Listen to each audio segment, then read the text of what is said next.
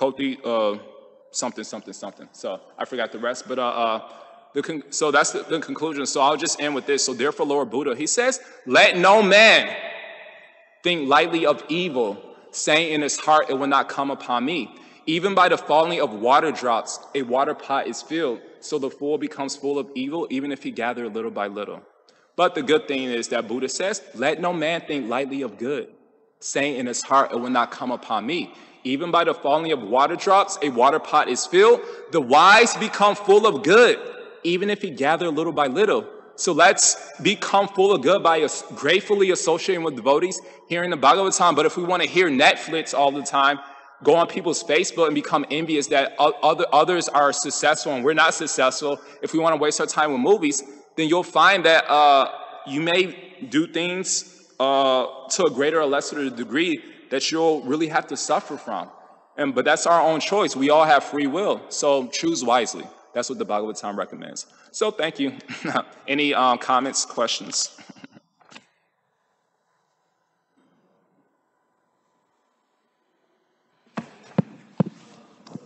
Oh.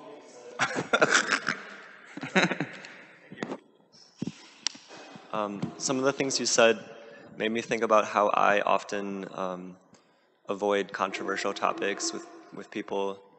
A, because I have the fear of losing the respect of my community or something, or also I think somehow like it's best to make change within oneself. But how do we find the balance of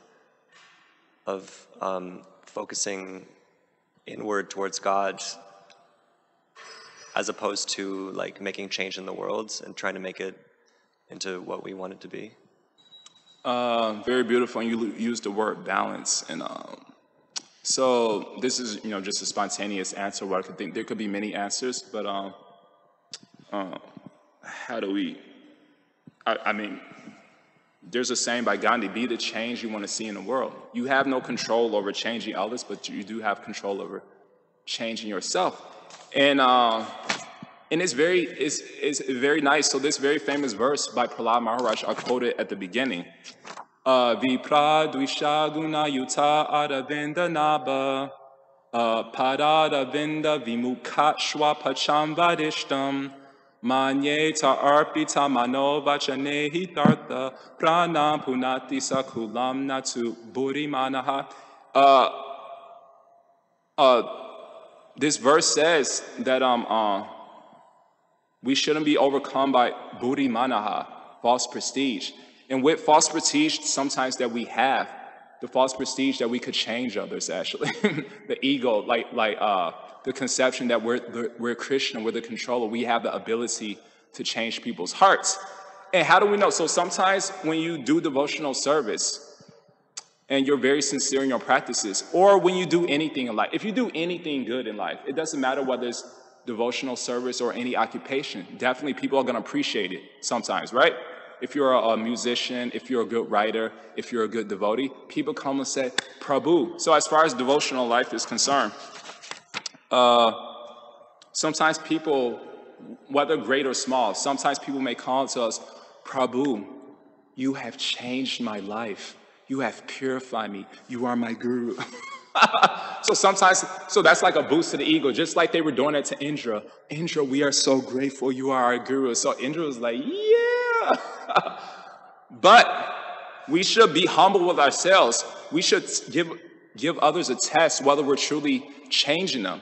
And what's the test? Just like when you go to school, when a student goes to school, the teacher may ask the student, have you changed your conceptions?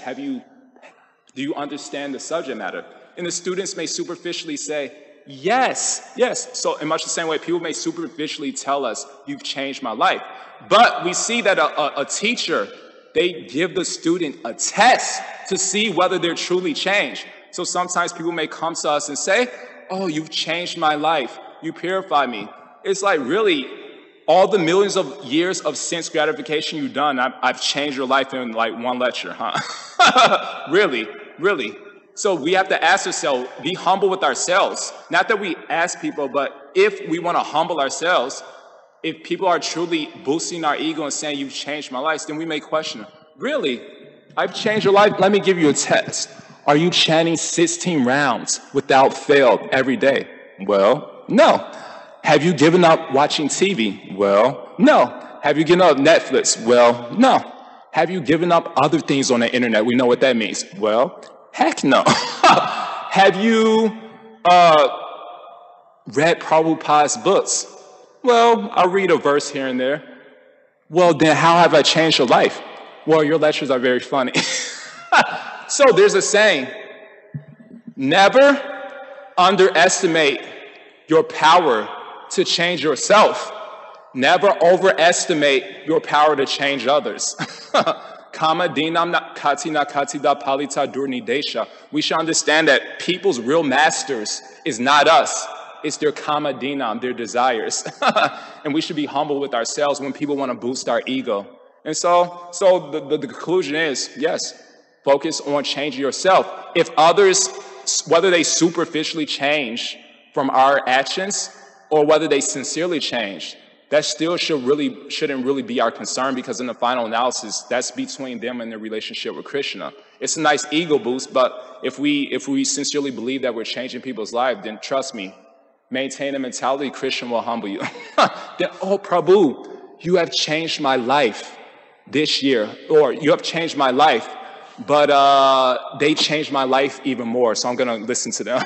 That happens sometimes. So Krishna will humble us. So we should be very humble, focus on our changing ourselves. If people change superficially or sincerely because of so-called us, good. But focus on yourself. So thank you. So I hope that answered your question. It really did. Thank you. Should we end, or do you want to say? Okay. All right. Thank you. Srila Prabhupada Ki Jai.